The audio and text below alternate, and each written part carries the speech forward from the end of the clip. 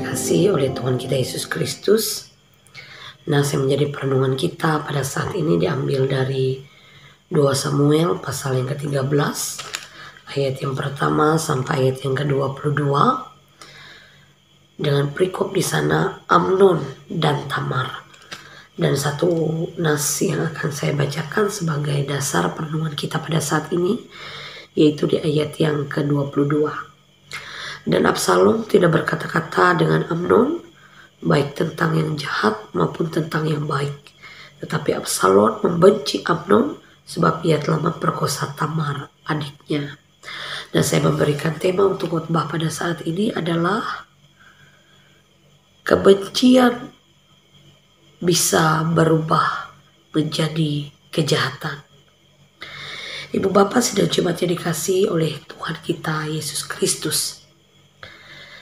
Kebencian adalah reaksi emosi yang negatif atau yang tidak baik yang timbul pada diri seseorang. Ada banyak faktor yang bisa menimbulkan kebencian itu muncul. Antara lain ketika ia dikhianati, ketika ia dipermalukan, ketika ia diperlakukan tidak baik atau tidak adil. Dan kebencian tidak selalu langsung bisa terlihat oleh orang lain. Karena kebencian bisa disembunyikan dalam hati seseorang. Dan ibu bapak sidang jemaat yang dikasihi oleh Tuhan, namun kebencian itu sangat berbahaya. Karena kebencian itu seperti akar yang pahit yang menetap dalam hati, yang secara perlahan tetapi pasti akan tumbuh dan suatu saat bisa meledak menjadi kemarahan yang bersifat menghancurkan. Dan dalam hal ini yang terjadi adalah ketika pemerkosaan itu terjadi, pemerkosaan yang dilakukan oleh Amnon kepada Tamar tadi, Absalom, kakak kandung Tamar ini menyimpan kebencian terhadap Amnon.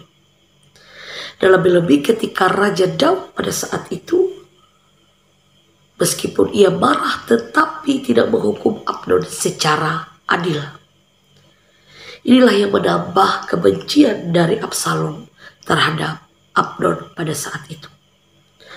Dan setelah 2 tahun berlalu, kebencian di hati Absalom tidak juga hilang. Tidak juga berlalu begitu saja. Selama 2 tahun Absalom menanti waktu yang tepat untuk membalas dendam kepada Amnon. Atau ia merancangkan pembunuhan terhadap Amnon tersebut. Nah, yaitu dalam acara pengguntingan bulu domba di Baal Hasor yang sengaja ia selenggarakan dengan mengundang saudara-saudaranya, termasuk Amnon ini tadi. Saat pesta berlangsung, orang-orang suruhannya atau orang-orang yang dipercayainya membunuh Amnon. Kemudian Absalom langsung melarikan diri untuk menghindar dari hukuman yang sangat mungkin diterima oleh yang pada saat itu dari Raja Daud. Nah, ibu bapak sedang jemaat yang dikasihi oleh Tuhan kita Yesus Kristus. Tidak mudah kita menghilangkan kebencian dalam diri kita. Terlebih-lebih bila ada peristiwa yang menimbulkan sakit hati, menimbulkan kecewa, menimbulkan kemarahan yang luar biasa. Kebencian itu seperti kanker yang menggerogoti seluruh tubuh kita. Secara perlahan, tetapi pasti dikatakan, kebencian itu akan menghancurkan hidup kita. Dan sebagai seorang yang disakiti hatinya, sangat wajar bila Absalom marah ketika ia mengingat kejadian terhadap adiknya Tamar pada saat itu.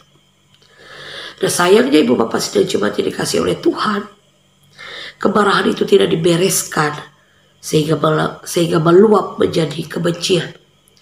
Dan kebencian tadi mengakibatkan terjadinya tindakan pembunuhan itu tadi. Berhati-hatilah ketika kita mengalami rasa sakit secara hati kita terluka, baik karena baik ketika kita merasa diperlakukan tidak baik, tidak adil, atau kita mengalami kekecewaan. Hati yang terluka tadi bisa berkembang menjadi kebencian tersebut. Kebencian yang tidak terselesaikan secara tuntas melalui pengampunan dan pemulihan hubungan bisa terus berkembang menjadi tindakan kejahatan bagi kita. Oleh sebab itu, milikilah hati yang peka untuk memeriksa dan menyelesaikan akar-akar kepahitan yang ada dalam hati kita.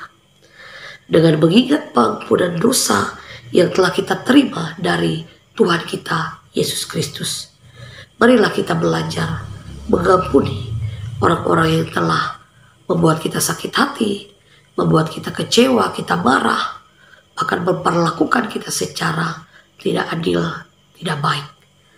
Tuhan akan tetap memberi kita pengampunan, bahkan kekuatan hati yang luar biasa. Tuhan memberkati kita dengan firman-Nya. Mari kita berdoa. Tuhan, ketika kami mengalami berbagai kesakitan, kekecewaan dalam hidup dan kehidupan kami tetap percaya bahwa Tuhan adalah pengampun yang sejati dalam hidup kami. Begitupun kami boleh diajarkan untuk saling mengampuni satu dengan yang lain.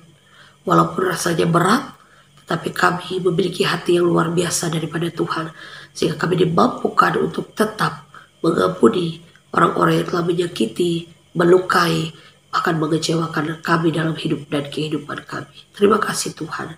Di dalam nama Yesus Kristus kami berdoa, dan kami tetap diberi hati yang lapang untuk saling mengampuni satu dengan yang lain. Amin.